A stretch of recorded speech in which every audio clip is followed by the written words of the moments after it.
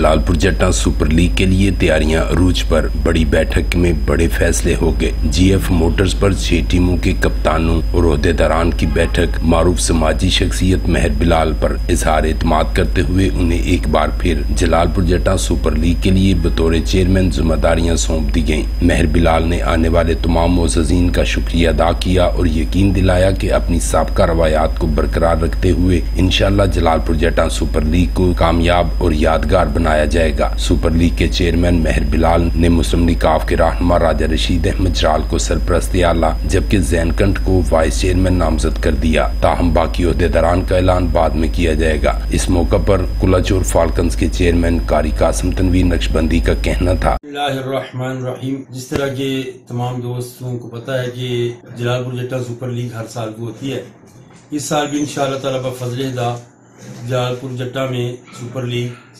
Jalalpur stadium میں ہو رہی ہے، اور انشاءاللہ ہم سب ٹیمیں مہر بلال صاحب کی چیئرمینی پر متفق ہے، اور تمام دوستوں نے، تمام ٹیموں کے کیپٹنز نے باقاعدہ اپنی نمائندگی کا اظہار کرتے ہوئے اور مہر بلال پر اعتماد کا اظہار کیا ہے، اور انشاءاللہ تعالیٰ بفضل خدا یہ ٹورنامنٹ، یہ لیگ جو ہے انشاءاللہ تعالیٰ بفضل خدا تمام دوستوں کے تعاون سے، تمام دوستوں نے اس چیز کا اظہار کیا ہے کہ ہم انشاءاللہ مہر بلال کے بازو بنیں گے، اور جتنا بھی تعاون ہو سکا انشاءاللہ اپنے اسٹیمنے سے بڑھ کے مہر بلال کے ساتھ تعاون کریں گے۔